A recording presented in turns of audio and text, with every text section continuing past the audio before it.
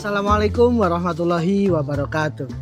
Halo para pejuang masa depan, selamat datang kembali di channel Anur 2 Malang Official.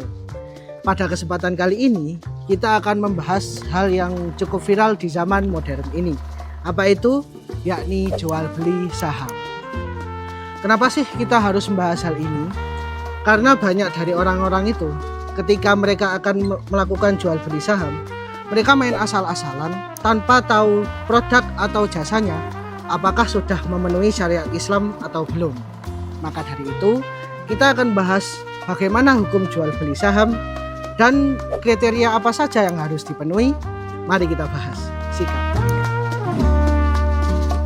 Oke, sebelum ke inti pembahasan, kita harus tahu apa itu definisi dari saham sendiri.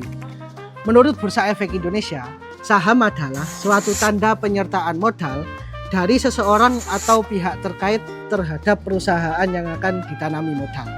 Contohnya, ketika Anda menanam modal pada perusahaan PT Telkom Indonesia misalnya, maka secara otomatis Anda akan menjadi bagian dari pemilik perusahaan tersebut. Kelihatannya simpel kan? Kita nanam, kita dapat untung, kita juga jadi pemilik juga. Nah, disinilah para ulama mulai memperdebatkan jual beli saham, karena nggak semua patungan dalam Islam itu dianggap sah. Sebelum kita beranjak lebih jauh, mungkin sedikit kita ulas tentang akad yang berlaku di saham ini. Menurut Syekh Ali Bafadol, saham disebut sebagai syirkah al-musahamah. Apa itu syirkah al-musahamah? Perseroan terbatas modal saham yang dapat berpindah kekuasaan dan kewajiban finansial pemegang saham itu tergantung nilai investasi yang disetorkan. Namun seandainya perusahaan tersebut mengalami kebangkrutan, maka yang melunasi hutang-hutangnya adalah perusahaan itu sendiri. Nah, setelah paham konsepnya, kita akan membahas mengenai perbedaan ulama tentang hukum jual beli saham ini. Hukum pertama menyatakan boleh. Setidaknya ada 3 ulama yang menyatakan bahwa hukum jual beli saham ini boleh-boleh saja. Siapa beliau?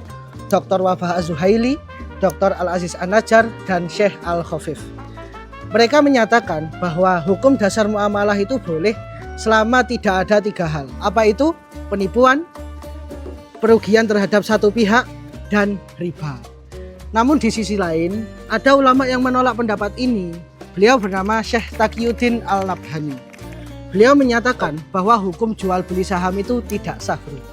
Kenapa tidak sah? Karena di sana tidak ada face to face oleh pihak terkait dan jual beli saham itu tidak melalui ijab qabul yang jelas.